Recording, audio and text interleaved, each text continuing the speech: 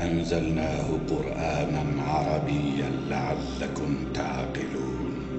نحن نقص عليك أحسن القصص بما أوحينا إليك هذا القرآن وإن كنت من قبله لمن الغافلين. إذ قال يوسف لأبيه يا أبت إني رأيت 11 كوكبا والشمس والقمر رأيتهم لي ساجدين.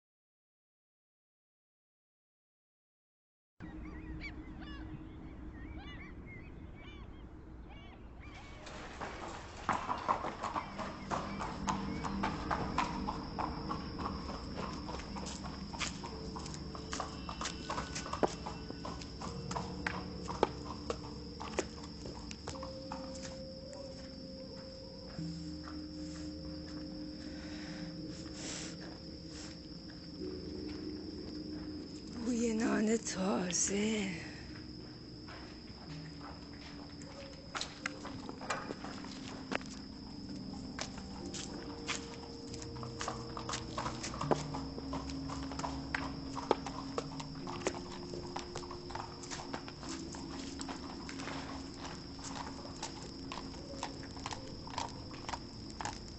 کسی اونجاست؟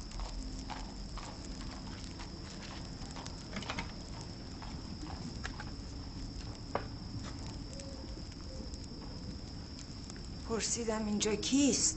سلام بانو، به خانه خوش آمدید. همه قصر را گشتیم نبودید. بفرمایید نان تازه. میدانستیم اینک باز میگردید. بیشک گرسنه هستید. نان تازه پخته ایم.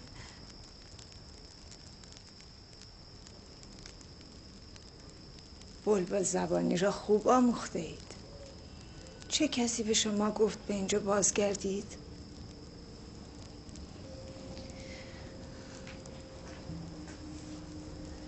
بیایید بانو، بیایید بنشینید اینجا، مقداری نان تازه بخورید.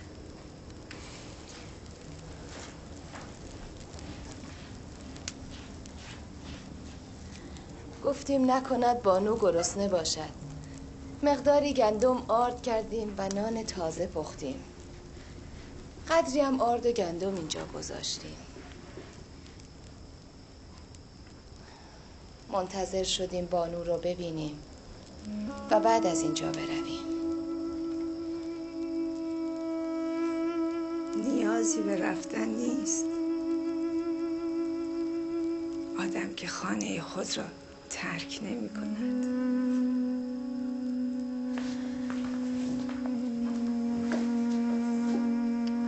ما که جایی را نداریم برویم بانو. از کودکی تا پیری در این قصر بوده ایم. کجا برویم؟ از طرفی هم به اینجا عادت کرده ایم، هم بانو را دوست داریم. قصد داشتیم برویم، اما به کجا نمیدانیم. به ناگاه خود را بر در قصر یافتیم. من هم به شما نیاز دارم. اگر می توانید بمانید. جز شما کسی را ندارم.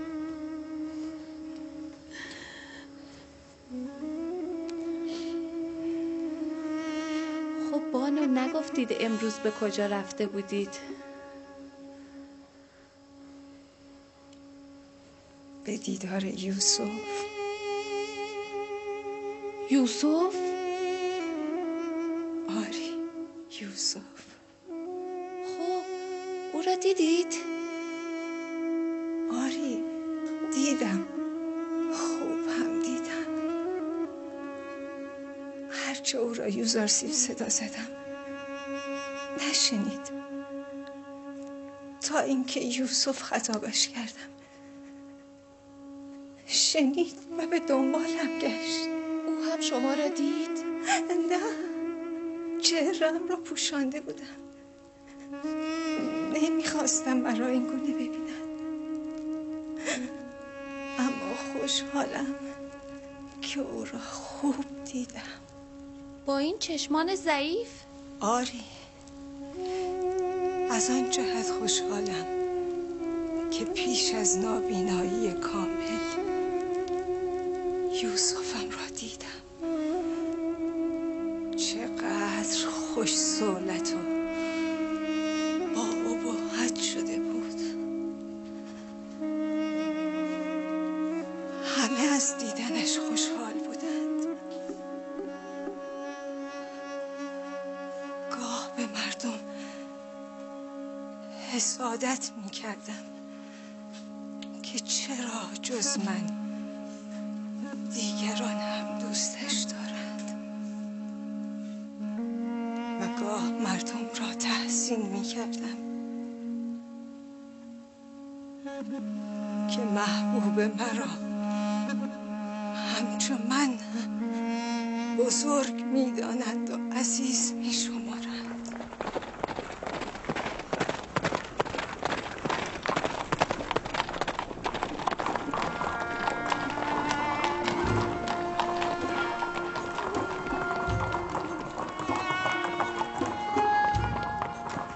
به سمت سیلوها.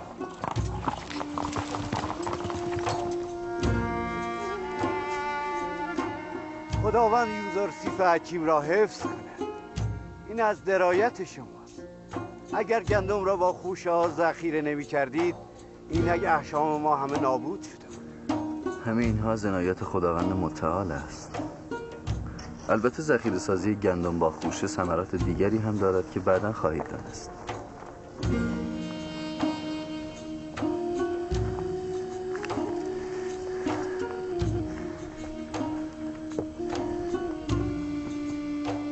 شاسکه نفر بعد. نوامون فرزند هوتپی دارای 7 سر عائله، 15 رأس گوسفند، 2 عدد گاو. برای 7 نفر 70 کیل، 70 دبن و برای حیوانات 2 تورکا 20 دبن، جمعاً 90 دبن. دبن ندارم. زر و زیور، طلا و نقره چه؟ آن را هم متاسفانه ندارم، اما گاو و گوسفند دارم. میپذیرید؟ مانعی نیست. گاو و گوسفند هم میتوانید بگیرید.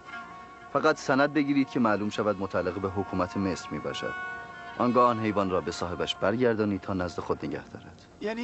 یعنی من گوسفندی رو که در ازای گندم دادم باز میتوانم پیش خود نگاه دارم؟ آری، فقط باید بدانید که متعلق به حکومت مصر می باشد و هر زمان که حکومت اراده کند میتواند آن را از شما باز بگیرد. سپاسگزارم نبی خدا، سپاسگزارم. بهتر از این نمی شود. در مقابل یکی که از گاوهایم گندم به من بدهید، کدام سند را باید مال کنم؟ کدام؟ سپاسگزارم نبی خدا. خداوند نگهدارتان. اگر دبه نداشتن طلا و نقره و زر و زیور، اگر نداشتن رم و احشام بگیرید و بگذارید نزد خودشان باشد. اگر باز هم نداشتن خانه و املاک قبول کنید. خانه را به تنبیک حکومت درآورید و بگذارید خود بر روی آن زندگی کنند. املاک را نیز به تنبیک حکومت درآورید و بگذارید خود بر روی آن کشاورزی کنند. من که نمیفهمم این چه کاری است؟ نفر بعد. هدف من اجرای عدالت است. بعداً خواهید دانست. حرکت میکنیم. این معامله و معاوضه بیشتر به مزاح شبیه است. شما در قبال ثروت و املاک و حشم مردم گندم میدهید، اما چیزی را تصاحب نمیکنید.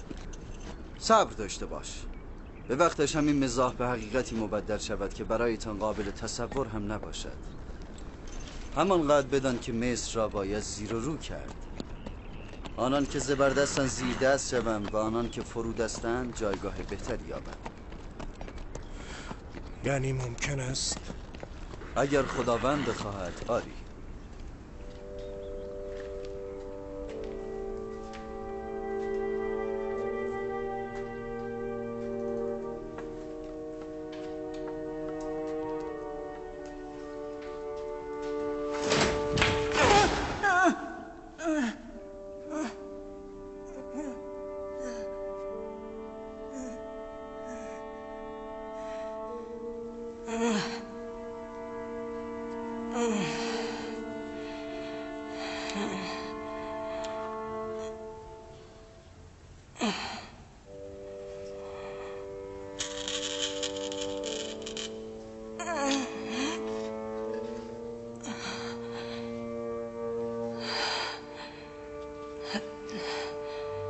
تو هستی آمون؟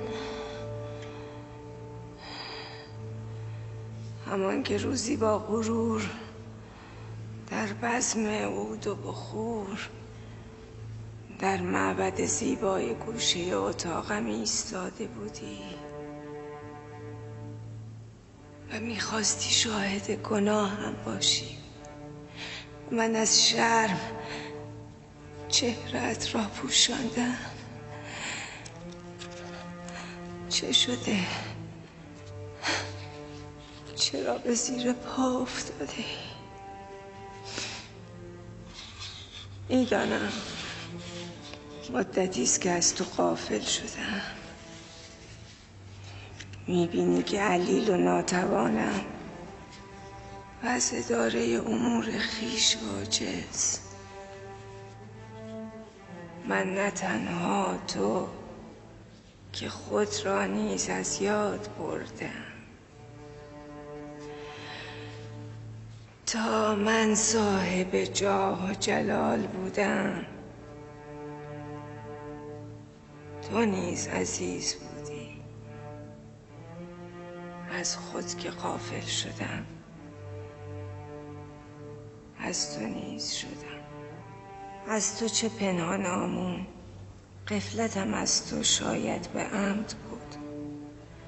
میدانی همه عمر تو را تقدیس کردم، اما متاسفانه تو اصلاً بنده نوازی نکردی و همیشه به من الهه معبد آمون بی توجه بودی. من از گناه در محضر تو شرم داشتم، اما تو مرا در میان مردم شرمگین دیدی و دم بر نیاوردی.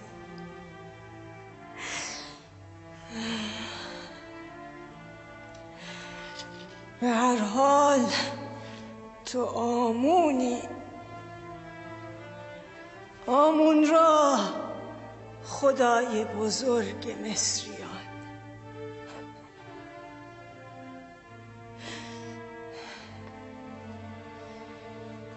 اما نه، به تازگی میخواهند خدای مصریان را تغییر دهند.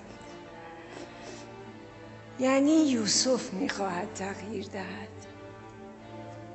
او میخواهد خدای خیش، خدای یکتا را جانشین تو کند.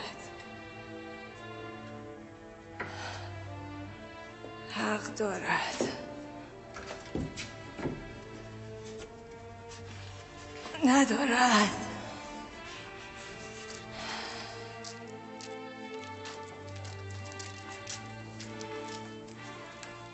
آمون، دیدی یوسف برده‌ای بیش نبود. خدایش او را عزیز مصر کرد. بدیهی است یوسف چنین خدایی را باید تکریم کند. چنین خدای بنده نوازی را نباید تکریم کرد. نباید به جای آمون او را پرستش نمود؟ تو برای من چه کردی؟ لااقل بنده نوازی را از خدای یوسف بیاموز.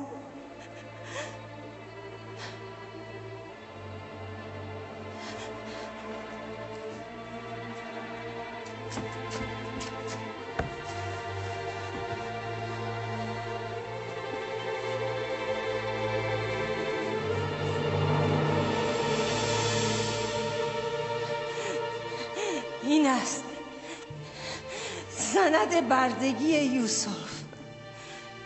هنوز نزد من است. میبینی؟ خدای یوسف برده ای را از حضیض ذلت به اوج عزت رساند و تو بانوی بزرگ مصر را از اوج عزت به این ذلت کشاندی. نفرین خدای یوسف و همه خدایان به خدای مخلوقی چون تو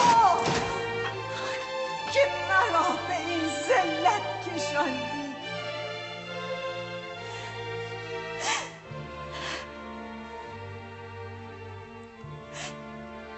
اما نه، تو ناتوانتر از آنی که زلیخا را ذلیل کنی. من فکر میکنم ذلت من نیز به اراده خدای یوسف است. این ذلت حق من است.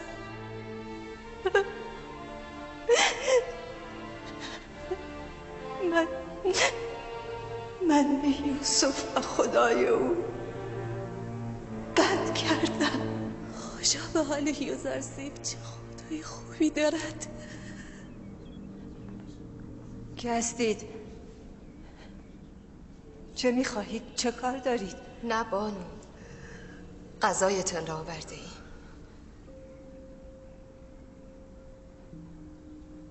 شما دیدید با آمون چه کردن؟ حقش بود. پیش از اینها باید این کار را میکردید. حق خدای یوسف را چگونه ادا کنم؟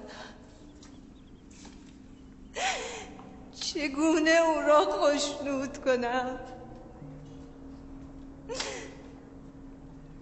چگونه خوشنود کنم؟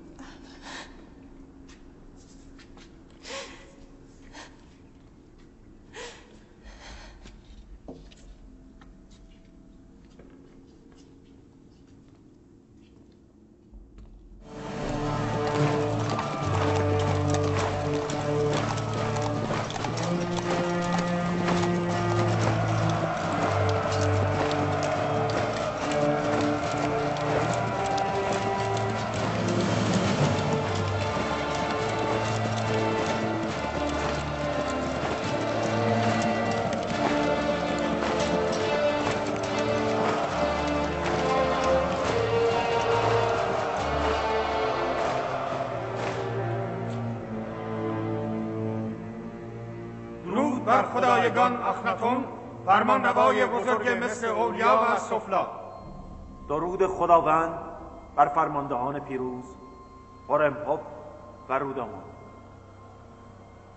اگر جناب فرمانروا اجازه دهند، شرح کوتاهی از وقایع جنگ را به عرض برسانم. اگرچه در جریان پیروزی ها و توانمندی لشکر مصر و فرمانده هورمهب هستیم، اما شنیدن از زبان خودشان لطف دیگری دارد. این کمال لطف خدایگان اخناتون است. آموریتا به داخل مرزهای مصر هجوم آورده و قتل و غارت بسیار کرده بودند و حدود مرزها را به نفع خود تغییر داده بودند. آنها را با یک حمله برق‌آسا شکست داده، هزاران نفر از آنها را کشتیم و زن و فرزندانشان را به اسارت گرفتیم. بخش اعظم ثروت آنها به دست لشکر مصر افتاد.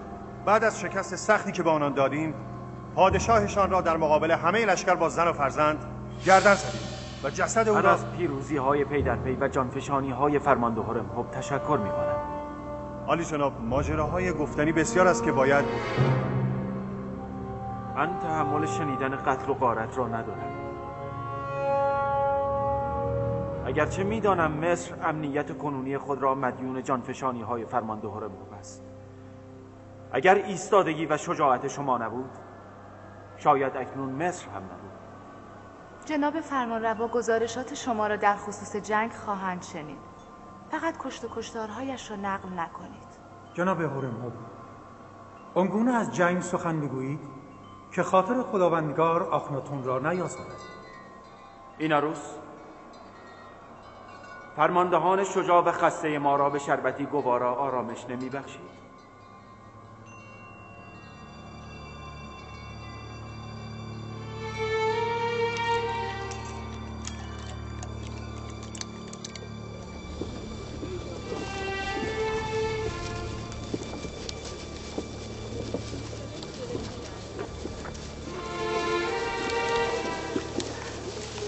آنها را نگاه کن. مگر چقدر گندم میخواهند این همه حیوان آوردن؟ مگر شکم برآمدشان را نمی‌بینی؟ برای پر کردن آن شکم‌ها بیش از اینها گندم لازم است. آنها که هستند؟ از اهالی شمال هستند، قابلی‌ها آمدن گندم بخرند. یعنی آنقدر گندم داریم که به آنها هم بدهیم؟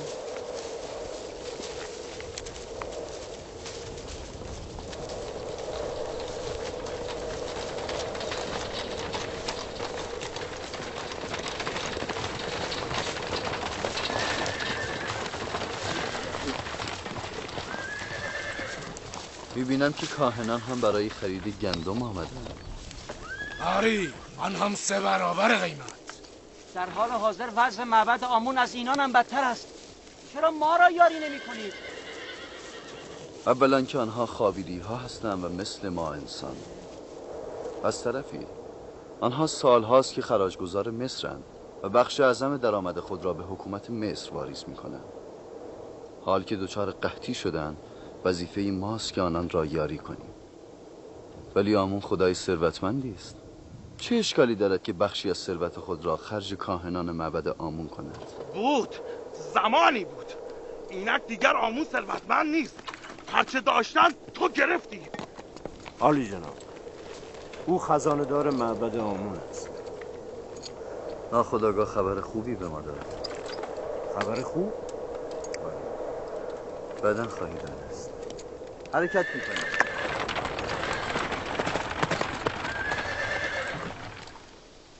بعضی از پیامبران بر پیامبران دیگر فضیلت و برتری دارند. پدر بزرگ، یعنی پیش از شما پیامبران دیگری هم بودن؟ پیش از من پیامبران زیادی بودند فرزندم. بعد از من هم خواهند بود. پدر همه انسانها آدم است. نوح و پدر بزرگ من ابراهیم پیش از من بودند. یوسف و دیگر پیامبران بعد از من خواهند بود. آخرین پیامبر که نام او احمد است، یکی از فرزندان اسماعیل عموی من است. پدر، کدام پیامبر از همه برتر و بالاتر است؟ آن که سیطره پیامبریش از همه گسترده تر است. هر یک از انبیا مأمور ارشاد بخشی از جهان هستند. مثلا من مأمور ارشاد قوم خویش هستم، اما یک پیامبر مأمور اجرای حکم خداوند در همه جهان است و آن آخرین پیامبر است. چرا بنیامین نیامد؟ مگر نمیداند که من منتظر او هستم؟ نگران نباشید پدر، من به دنبال او میروم.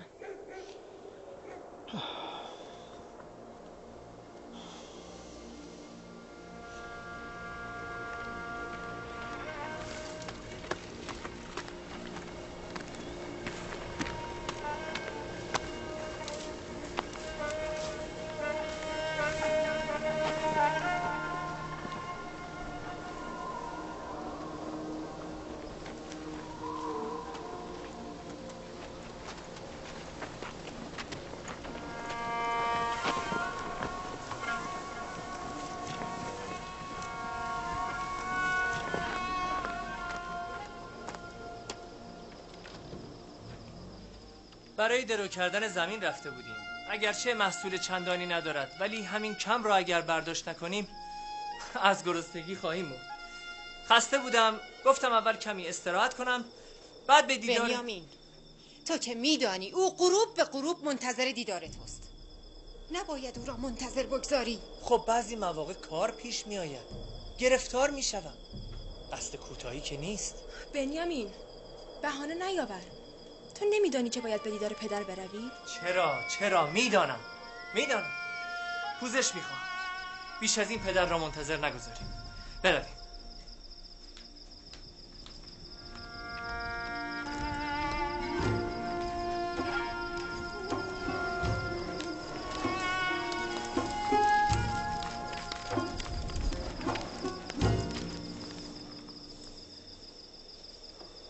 مرا ببخش پدر. قول میدهم پس از این از صحرا که بازگشتم ابتدا به دیدار شما بیایم. زجری که در فراق یوسف میکشم مرا کافی است. تو دیگر آزارم نده فرزندم. خداوند مرا نبخشد اگر بخواهم شما را بیازارم.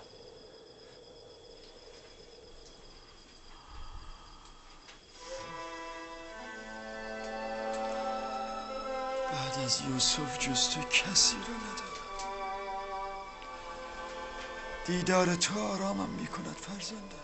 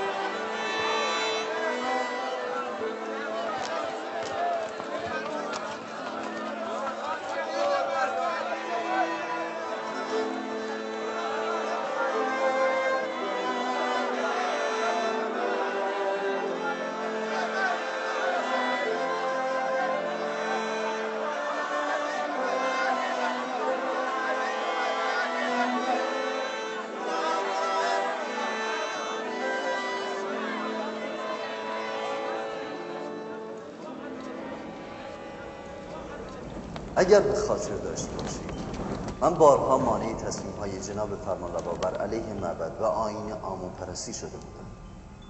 نکند اکنون زمان مناسب فرا رسیده است؟ کاملا.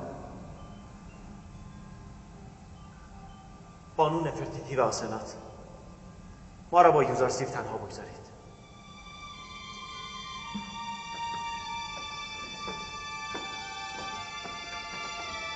معبد آمون هم بخش اعظم طرفدارانش رو از دست داده و هم گنجینه هایش رو. خبر دارم بسیاری از مردم مصر هم یکتاپرست شدن. پیشنهاد میکنم در همه شهرها اعلام کنیم از این پس دین رسمی مردم مصر آیین یکتاپرستی است. شنیدید جناب هورمهوب؟ ما یکتاپرستیم و پرستش آمون از این پس جرم و گناه محسوب می شود. علیرغم اینکه معبد آمون برایم قابل احترام است، اما فرمان خداوندگارم را بر باورها و عقاید خیش ترجیح میدم. از تو جز این هم انتظاری نیست. همان گونه که مرزهای مصر را از دشمن پاک کردی، شهرهای مصر هم باید از شرک و بتپرستی پاک شود. من مطیع فرمانروا هستم. از همکنون اقدام خواهم کرد.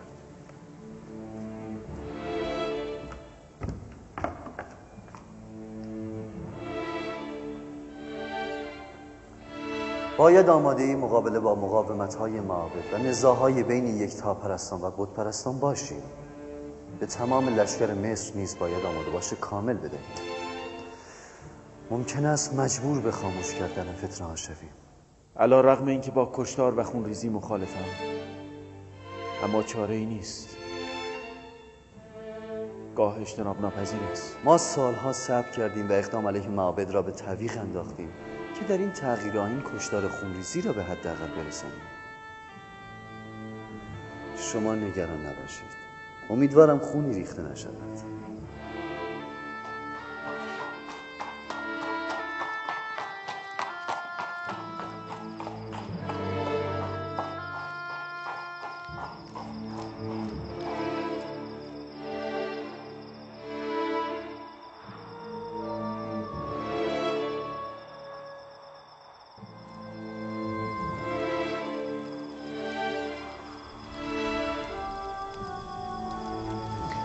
جناب آخناتون و یوزارسیف به شدت به یکدیگر علاقه دارند. فرمان روا به دیده یک راهنمای الهی به جناب یوزارسیف می نگرند.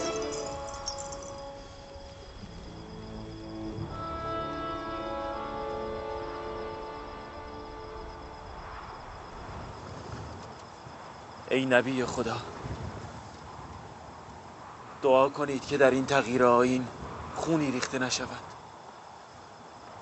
و انسانی جان خود را از دست ندهد. برای رسیدن به ارزش‌های والا بهای زیادی باید پرداخت. ای بسا خونهای زیادی در پای نهال ایمان باید ریخته شود و همین خونهاست که قلب‌های تاریک را روشن و دلهای مرده را زنده می کند. ولی با این همه من امیدوارم که خداوند یکتا پیروان خیش را یاری کرده و در این مبارزه ایمان بر کفر و شرک پیروز گردد.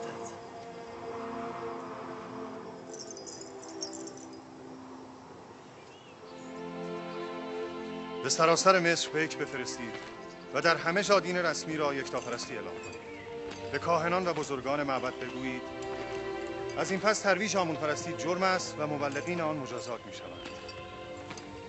به جارچیان دستور دهید در شهرهای گوناگون این خبر را اعلام کنید.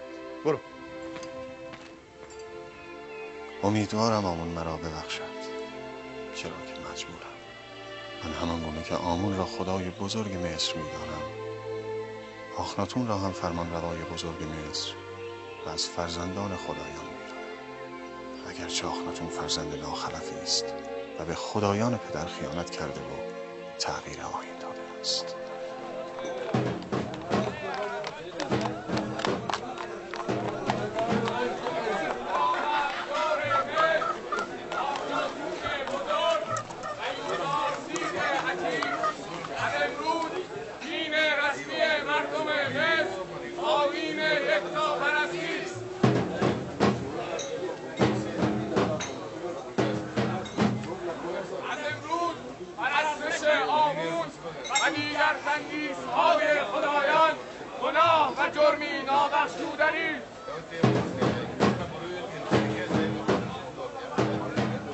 من میدانستم عاقبت یوزارسیف بساط بتپرستان رو بخواهد. ولی از کاهنان باید ترسید. آنان ساکت نخواهند نشست.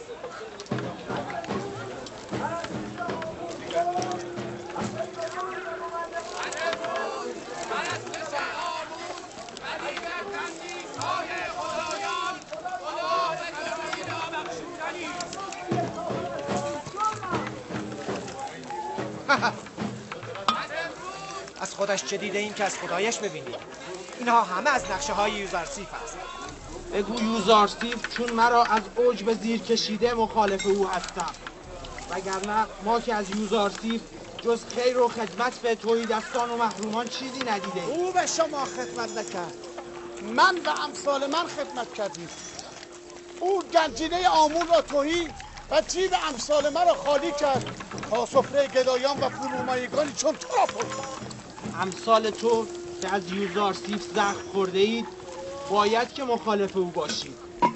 من متحیرم که شما چگونه خدای حی حاضر را گذاشته و خدای غایب و نادیده را پرستش میکنید. برای اینکه خدایان حی حاضر شما برای ما هیچ کاری نکردند، ولی خدای نادیده یوزارسیف ما را از قحطی و بردگی و بندگی نجات داد.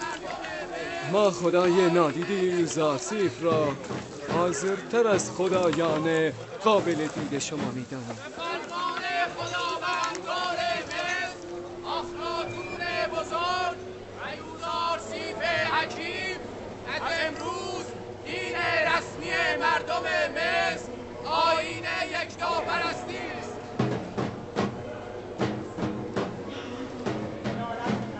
از امروز پرستش آمون و دیگر تندیس‌های خدایان خدا به توحید بخشودنی است. خفه شو مردک، خفه شو. هیچ می‌دانید چه میگویید؟ کاهن گویا سر به تنت زیادی کرده که از فرمان آخناتون سرباز میزنی. آخناتون به شما دستور داده که این مطلب را در کوی برزن فریاد کنید. دقیقاً فرمان جناب آخناتون و یوزارسیف است و هر کس با دین یکتاپرستی مخالفت کند باید محبوس شود.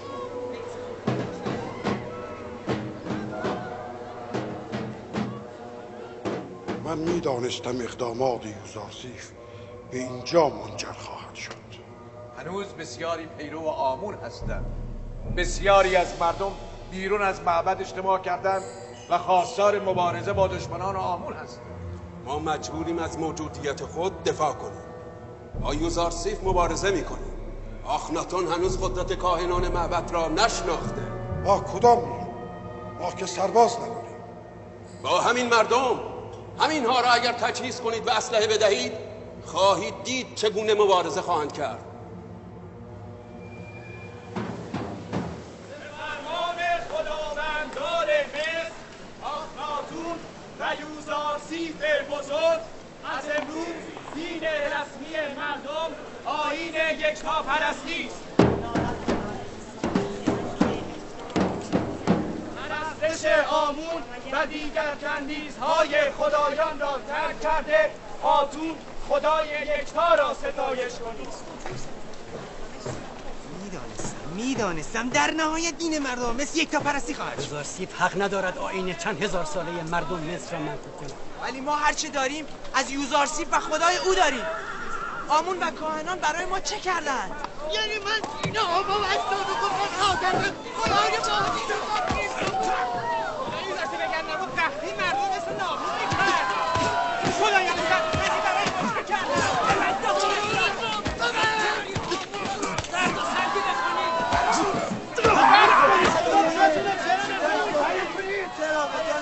درود بر آمون، درود بر خدای خدایان، درود بر آمون، درود بر خدای خدایان.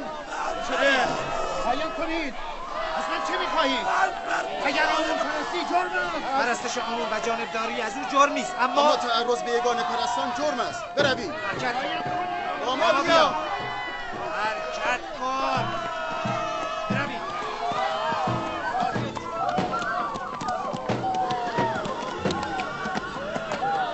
خداوندگار مصر آخناتون و یوزارسیف بزرگ از امروز دین رسمی مردم آیین یکتاپرستی است.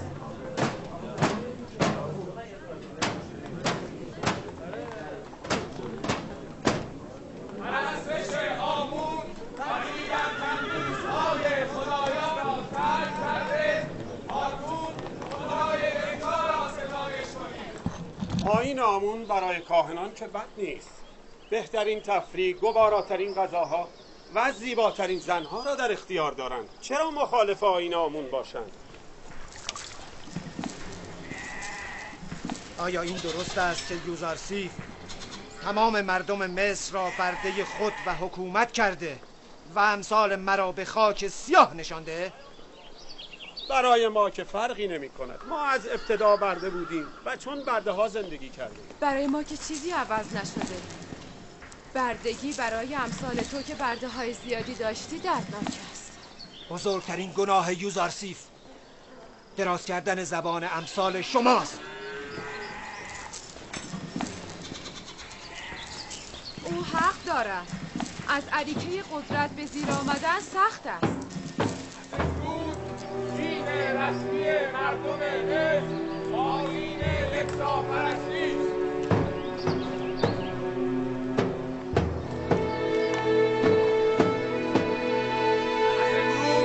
پرستندگان آمون و دیگر تندیس‌ها حق تعرض به یکتاپرستان را ندارند. تعرض به یکتاپرستان جرمی بزرگ و نابخشودنی است.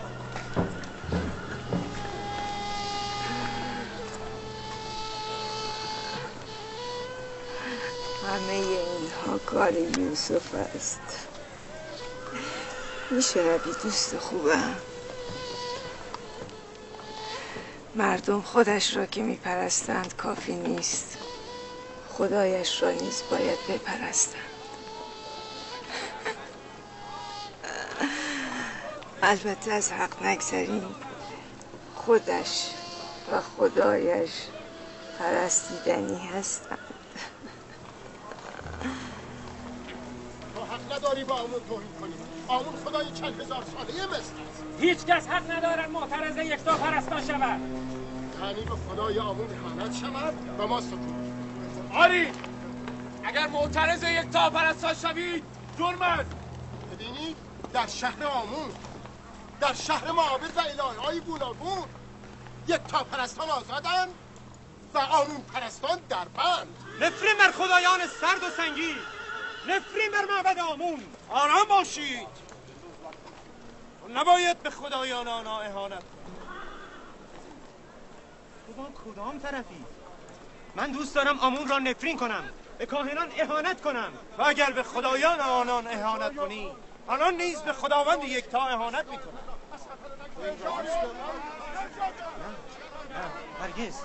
اما به خداوند یکتا سوگند آنقدر از ارباب معابد ستم دیدم که نمیتوانم خشم خود را مهار. چه معرکه‌ای را انداخته یوسف. حق داری. اگر خدای من هم این همه به من عنایت میکرد، زمین و آسمان را به پرستشش وادار میکرد.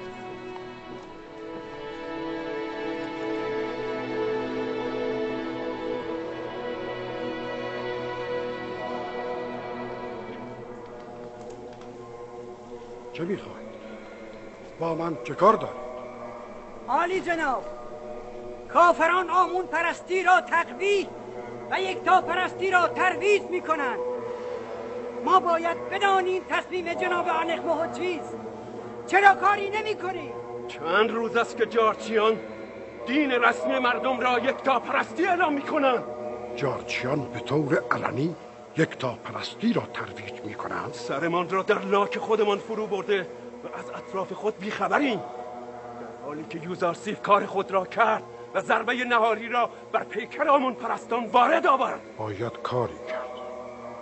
باید بنشینیم و نقشه‌ای بکشیم. آن زمان که باید نقشه میکشیدی نکشید. آن زمان که من گفتم یوزارسیف و آخناتون را از بین ببر نبردی. الان میخواهید نقشه بکشید؟ من هر کاری که لازم بود انجام دادم. منتها هر کاری را که یوزارسیف را در اهدافش موفق میکرد شما فقط نشستید و نگاه کردید. باید اقرار کنم یوزارسیف و خدایش بسیار توانا هستم. خدای یوزارسیف قوی نیست، ما نالایق و ضعیف هستیم.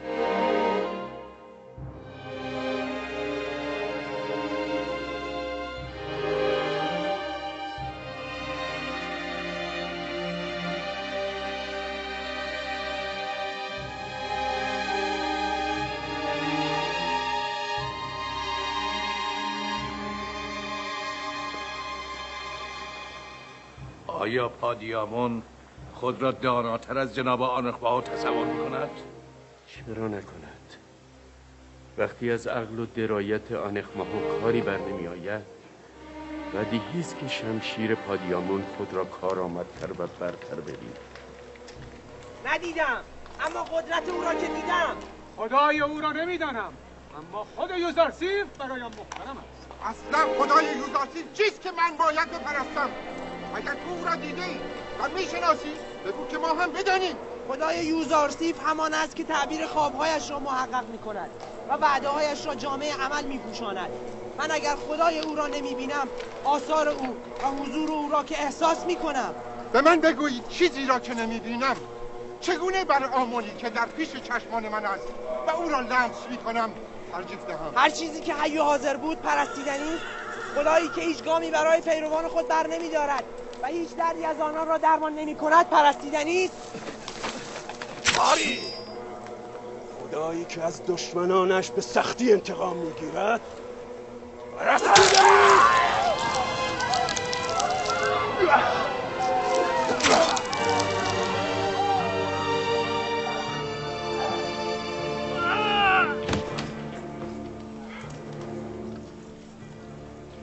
از این پس پاسخ دشمنان آمون و کفار یکتاپرست همین است.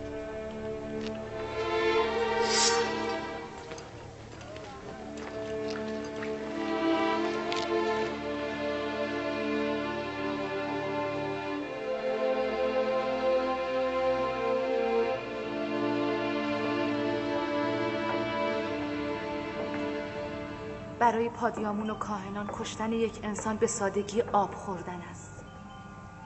چگونه توانسته است انسان بیگناهی را به این سهولت نابود کند؟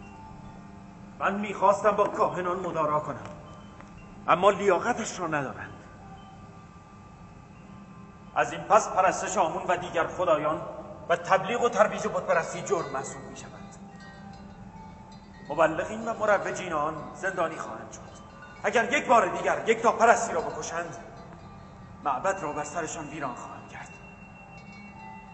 در همه جا اعلام کنید از این به بعد بتپرستان حق تبلیغ ندارند و تعرض به یکتاپرستی مجازاتی سخت خواهد داشت.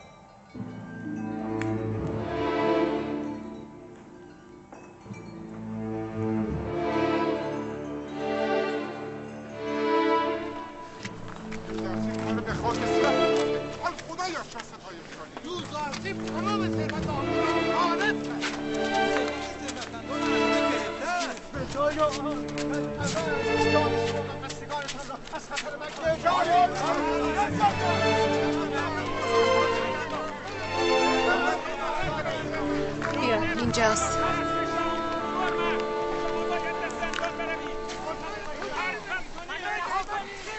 میشنوید؟ اینها همه کار یوزارسیف است تا همه را وادار به پرستش خدای خود نکند. دست بردار نیست. معلوم نیست شما از وضعی که پیش آمده خوشحالید یا ناراحت. دوست دارید خدای یوزارسیف را بپرستن یا نپرستن؟ من هنوز به تصمیم نرسیدم، اما گمان میکنم بهتر است بپرستم. ولی عده‌ای به جای پرستش خدای یوسف خود او را میپرستن. خدایش را به درستی نمیشناسم، ولی انصاف بدهید خود او پرستیدنی نیست. تا به حال فقط شما و کاهنان معبد میخوردید و پروار میشدید، حال همه یکسان از قیمت‌های سرزمین مصر برخوردارید. این اشکالی دارد؟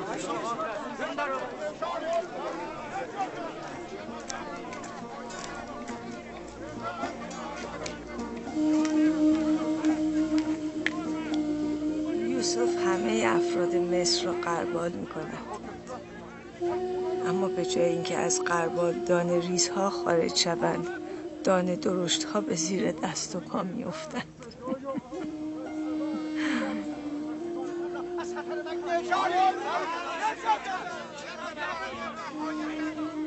به یاد دارید یوزارسیف از کودکی برده ها و فقرا را دوست داشت. یک بار مرواریدی به او هدیه کردم، فروخت و همه را خرج کارکنان قصر کرد. همیشه با خدمتکاران و برده های قصر در حیات مجاور دیدار میکرد. همیشه به دردهایشان گوش میکرد و یاریشان میداد.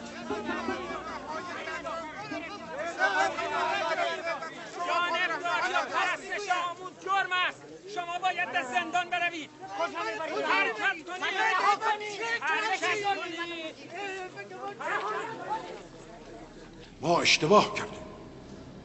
در این چند سال قحطی ما فقط به فکر کاهنان و کارکنان معبد بودیم و از مردم و مشکلاتی که قحطی به بار آورده غافل بودیم. هرچه بوده گذشته. اکنون باید چاره‌ای بیاندیشیم. چند نفر مأمور کشتن یوزارسیف و اخناتون شدن. ما باید سالها پیش این دو موجود خطرناک رو نابود میکردیم. من فکر میکنم هنوز هم میتوان مردم را به گرد آمون جمع کرد. با همین ثروت باقی مانده آمون میتوان مردم را تجهیز کرد. هیچ جا برای پرستندگان خدای یوزارسیف نباید امن باشد. همه جا باید در کمین آنها باشیم. تاکنون تعداد زیادی از کاهنان معبد و طرفداران آمون را دستگیر کردند. یعنی هر کس که به خدای یوزارسیف اهانت کند دستگیر می شود. پادیامون باید به همراه سربازان تحت امر خود به یکی از سیلوها حمله کرده و گندم‌های او را به نفع معبد مصادره کند. میخواهم چنان زهر چشمی از آنان بگیرم هیچگاه فراموش نکنم. راه چاره این گونه نیست. این که شما میگویید خودکشی است. مصلحت اندیشی بس است. من نمی نشینم تا دیگران برایم تصمیم بگیرند.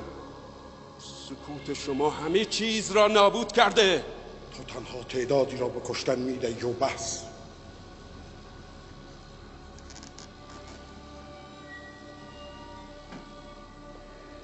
من به فکر آینده و زنده ماندن هستم، به فکر آیین آمون پرستی. تو به فکر فرو نشاندن خشم خود. آرام باش تا فکری حکیمانه بکنی. شما بنشینید و فکر حکیمانه کنید. من با سربازان تحت امر خود خوب میدانم چه کنم.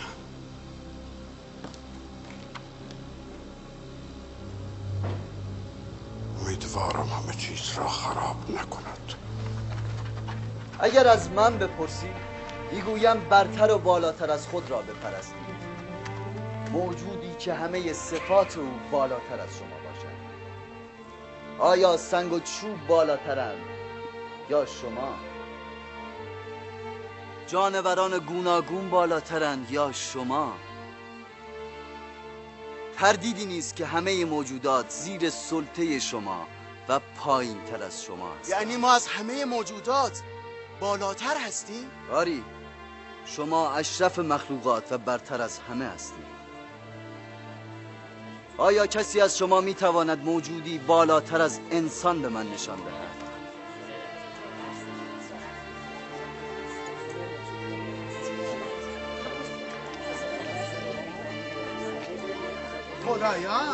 خدایان از همه برترند. خدایان که خود از سنگ و چوبند. یعنی سنگ و چوب از شما برترند؟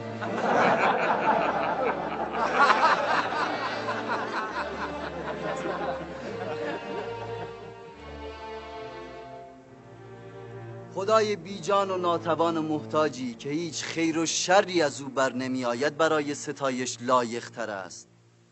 یا خدایی که با قدرت لایزال خود 7 سال باران نازل کرد تا شما را در زمان قحطی از مرگ نجات دهد؟ ما معبودی را می پرستیم که برای نجات بندگان خطاکار خود پیامبرش را فرستاد. سالها او را مورد اذیت و آزار قرار داد.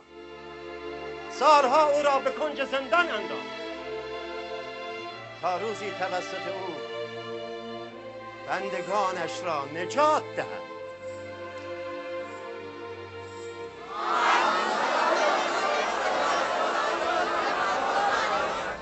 اگر پا از معبد بیرون بگذاریم همه خواهند فهمید که قصد جنگ داریم و بدیهی است که به مقابله خواهند پرداخت. پس بهتر است لباسهای مبدل بپوشید و در زیر لباسها سلاح هم کنید. رأس نیم روز که خورشید عمود تابید در محل سیلوها باشید. من با سربازان تحت امر خود مثل گذشته برای گرفتن گندم به محل سیلوها میام. موقعیت که مناسب بود به کارکنان و نگهبانان سیلوها حمله میکنیم و تمام گندم ها را به نفع معبد مصادره میکنیم و هر کس را که مقاومت کرد میکشیم. حال به دسته های 3 و 4 نفره تقسیم شده و به تدریج از معبد خارج شویم. در ضمن همه 4 پایان را هم برای حمل گندم با خود ببریم.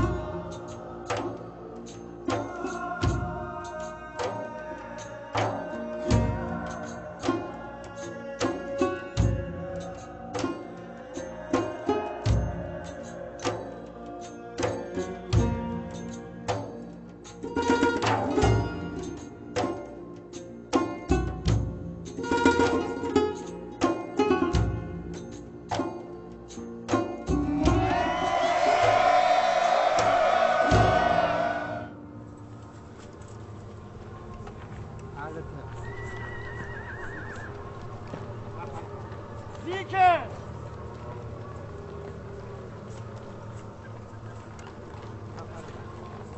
بوزکه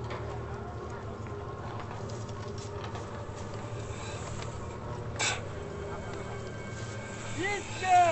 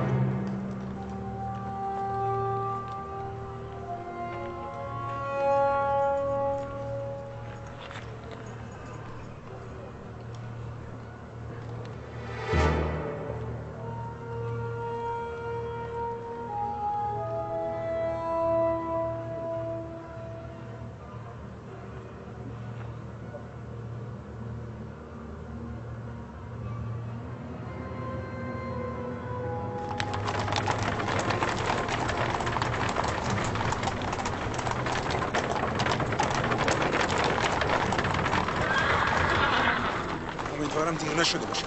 همه در زیر لباس شمشیر بسته بودند. عجله کنید! چه شده؟ ما هم مثل دیگران آمده ایم گندم بگیریم. پیش از این معبد از شما گندم دریافت نکرده است؟ نفر بعد سیکه نفر بعد انجاکه